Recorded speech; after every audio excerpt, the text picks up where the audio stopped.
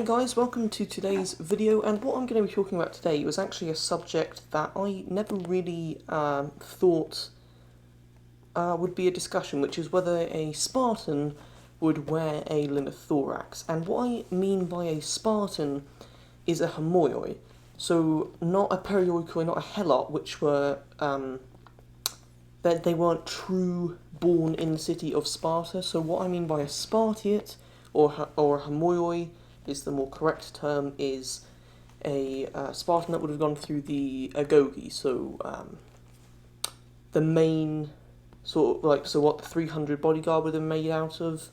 When you think of a Spartan is essentially what I'm going to be talking about. So the homoioi were richer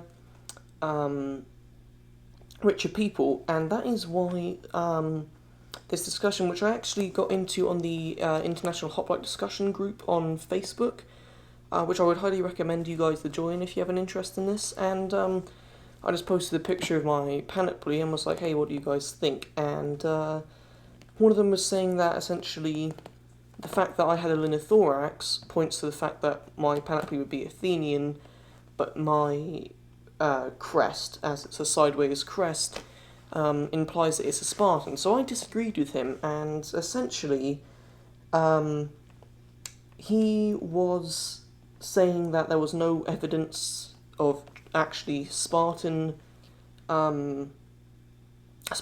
wearing a tube and yoke body armour. And what I mean by a tube and yoke body armour is a linothorax is a type of tube and yoke body armour, also a spolas, so it's you have the shoulders with the sort of tube, is essentially what a tube and yoke body armour is. So one thing that was quite difficult with this is, as a painting, you can't tell what body armour it is, whether it is linothorax, which is what this is, or a spolas.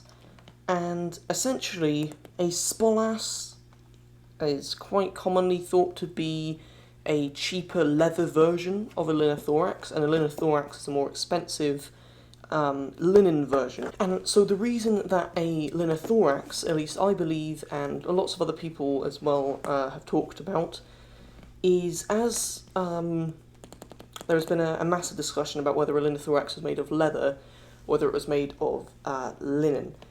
And essentially, what most people have come to the conclusion of is that a linothorax is a more expensive version of a spolas, and the linothorax was made of linen, the spolas was made of leather. And one of the main reasons that I believe this to be fact is linen is far more harder to make than leather, as the acreage that you'd have to cover to make a linothorax like this, as opposed to leather, it's quite different. And to make a linen body armour, it would actually require a lot more time and a lot more work. If the perioikoi, which we do have a writing from Plutarch, I believe, mentioning a perioikoi in a leather tube and yoke, which to me could point to, if perioikoi were slightly poorer than, which they were, slightly poorer than the homoioi, then the more expensive version to me would be the linothorax, which shows that a homoioi Spartan could decide to purchase a linothorax. Now, one reason as well that he mentioned is that as I have a sideways crest, now this will be a subject for another video, but essentially sideways crests mean that you are a quite high up respected officer, essentially, of Sparta. So I like the side of his plume, and he was basically also saying that as I would have been very rich, I wouldn't have a linothorax because the muscle cuirass was actually better, which I will get onto at the end of the video, the pros and cons of each. To me, it's a very bold statement to just say that one is objectively better than the other. So one of the main arguments that I had against this is that people said that there was no evidence for Spartans to be wearing the linothorax. Now, what they mean by this is that there was no confirmed Spartan sculpture or painting that shows them in a linothorax or a tube and yoke armour. But that's actually not true. So when we look at this picture here, you can see this is an Athenian artwork, and there's probably a couple of things that you won't look at before you see this. For one, there's some naked soldiers, which I will get onto in a minute. But if you look, there is a fallen soldier with a sideways crest and a tube and yoke. So we know that he's a Spartan, and this was around the Peloponnesian War times that this artwork was done. I mean, that it would make sense, right, if the Athenians were portraying a victory over the Spartans, and this fallen man here, as he is depicted with a sideways crest, we know that he was a well-respected Spartan officer, or just Spartan in general. Okay, so to me, that shows evidence right there that that is definitely a Spartan, as it has a sideways crest or transverse crest, and he is in a tube and yoke body armour. And to me, that would be a linothorax, as he would have been richer, and a linothorax would most likely have been a more expensive version of a spolas. Now, I know what you might be thinking is, well, there's naked soldiers there, so this artwork cannot be historically accurate. But for me, there's a very clear reason as to why these, and they would be Athenian soldiers, naked, okay? So, you look at it throughout lots of Greek sculptures and art, and invariably heroes or gods are portrayed as naked, and it's to make them look a lot stronger, right? They don't need armour. So to me, this shows that the artist of this cup was meant to be showing that the Athenian soldiers were so much stronger than the Spartan ones. So he painted them naked. You see this through Achilles, through the gods. Many of them are naked with helmets. And they do this because it makes them look stronger. They don't need armour. When you look back to some sculptures of Leonidas at Thermopylae, he's naked to show strength. So to me, that is why these specific soldiers, and none of the other ones here, were in no armour, because the Athenian artist wanted them to appear stronger and more formidable than their Spartan enemies.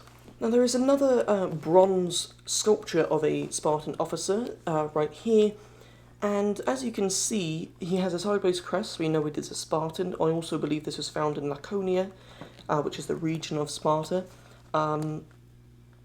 And as you can see, he's wearing sort of like a cloak or a toga over his armour. So we can't actually identify what armour he would be wearing, but it is possible that he could be wearing a tube and yoke. It is also very possible that he could be wearing a muscle cuirass, and it is also possible that he might not be wearing any armour under it, as he is not in a time of war. So, as I said before, Plutarch writes about a perioikoi hoplite wearing a leather body armour, and this is again one thing that I would like to just say again, is because he also agreed on Facebook, and other people as well, that the perioikoi would have had tube and yoke body armours, and to me, I don't see why homoioi wouldn't. We look throughout the Greek world, and throughout around 500 BC, and during the Peloponnesian Wars, about 340, around there, the linothorax is extremely popular, and Alexander the Great's army also used the linothorax, and Alexander himself used it. So if it was not a good body armour, Alexander would not have used it for himself, and quite frankly, many of these other Greeks wouldn't have either. To me, the linothorax, as I mentioned earlier, would be a more expensive version of a spolas. So if we have proof here of Plutarch writing about a perioikoi hoplite, or perioikoi Spartan, with a leather tube and yoke, to me it shows that it is very possible for a homoioi wealthy Spartan to choose a linothorax as opposed to a muscle cuirass or a bell cuirass, or the other armour available. So another thing, as I said before, saying that the muscle cuirass was better than the linothorax, without supplying much evidence as to why it would be better. So to me, different armours are made for different things. This Corinthian helmet is not necessarily as practical as a Roman Gallic, but it protects me more, and it looks more intimidating. So those are just two very quick parts, okay, as to why this maybe isn't as efficient. There's no strap on this particular one. There might be some evidence that some had punched holes that they could have tied, but on the whole, most of the evidence that we have found shows that they would not have a chin strap, which means if this gets hit, right, my helmet twists and it doesn't come back. So that's a con to the Corinthian helmet. Also, the crests add a lot of weight, and when you're stabbing, right, with a spear or anything, the sideways crest especially can get in your way. But it looks really cool, and it's again quite intimidating. So the same as these helmets, different body armors have pros and cons. Let's start with the muscle cuirass's pros. So the muscle cuirass, and I would like to say as well, I prefer the muscle cuirass over the Linothorax. I think it is a very cool body armor. It looks really cool. The fact that it is a muscular body, I personally absolutely love the body armor. But I have chosen a Linothorax over one. I am currently saving up for one to be custom made for me, but this is going to take me a long time, especially with my work being shut down again due to the coronavirus at this time. But the Linothorax I chose over it for a couple reasons. But, sorry, going back to the pros of the muscle cuirass, it is bronze, meaning that it is harder to cut through, okay, but it is also then heavier. The muscle cuirass is probably slightly easier to build to your size, and the bronze would have been an easier material to come by. Now, the muscle cuirass would have probably, and again, we don't know this for sure, but would have probably been more expensive than a Linothorax. Just because it is a lot harder to essentially sculpt out of metal. Metal doesn't really want to move in more than one way, direction or such. So it is quite a hard material to make into a body. Now, the pros of the Linothorax, to me, it is lighter, okay? This is really light. I've been wearing this for over an hour today, and apart from my legs being slightly restricted by these perigues, it's really not that heavy. And it clings around your body, and actually the shoulders don't really rest on your shoulders that much. They do a bit, but it's sort of up as well. And this, to me, is more comfortable than a Lorica segmentata, though they are similar. Shoulder guards, and it really hugs you. A muscle cuirass, I found, mainly really digs into your shoulders. And unlike the Linothorax, which is light, and it's a lot comfortable. Now, again, a Linothorax is maybe less strong against piercing, but if you are with an aspis, it covers you for most of your body section, and it comes to about your just above your knee, where your leg greaves then start. Meaning that most of the force of the attack is going to be at your aspis, okay? Some of them might be able to come through, and that is why lots of Linothoraxes had scales along the side, so if someone could, like, hit, the scales would be there. And that's another point that I'd like to raise, is that the scales, this doesn't have scales, but they would have added protection, meaning that if you were wealthier again, you would add scales to your armour to protect you more, but then you still have the comfortability of the Linothorax. So, as I said before, this was definitely lighter, and that is a pro and a con in a way. It is far more comfortable to use, I can wear it a lot longer, but it is probably slightly weaker. Another pro of this is that it is white. Some of them weren't white, some of them were black, some of them were brown, but it doesn't absorb the heat as much. A muscle cuirass, especially in Greece, in the Mediterranean, it would heat up, and if you touched it, you'd burn yourself, and it would essentially start to cook you. And that would be very uncomfortable, especially if you're at a battle for a long time, or you're marching for a long time and you're wearing it.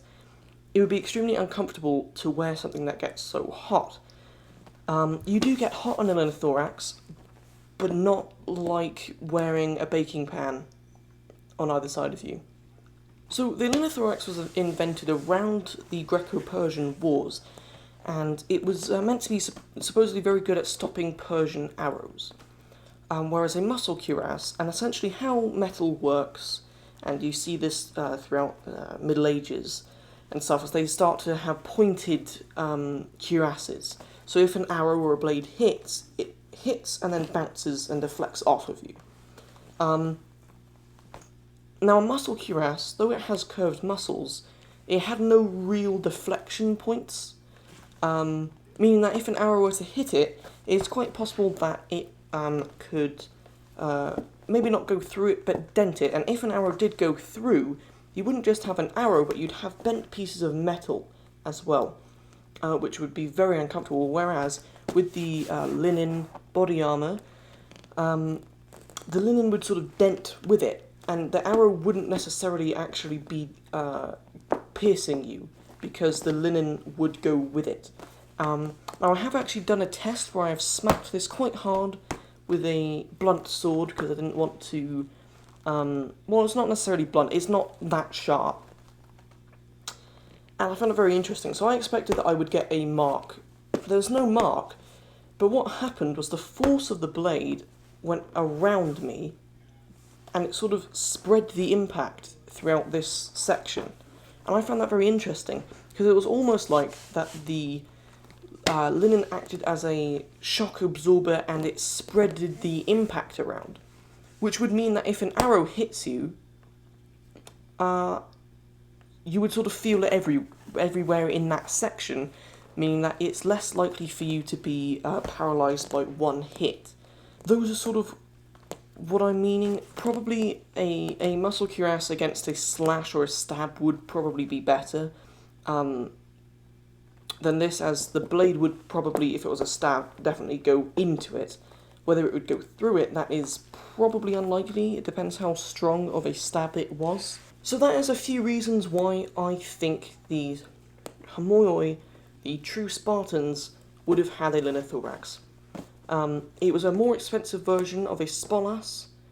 It was more of an art piece, which is one thing that I really liked with my armour, was that I could decorate it how I wanted, paint what I wanted, and match it all up together. That was another way maybe you could show your wealth if you have an elaborate design.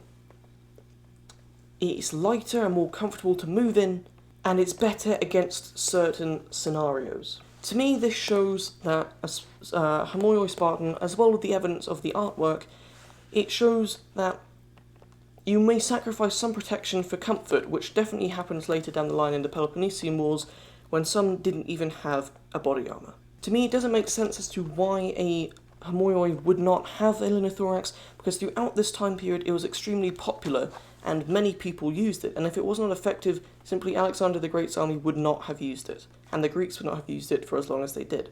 To me, it's not a question of which was objectively better. They're better in both in two separate ways.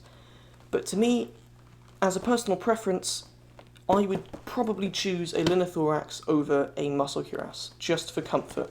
I hope you guys have enjoyed this video and learnt something and understand my points as to why I do believe that a Homoioi Spartan could have had a linothorax.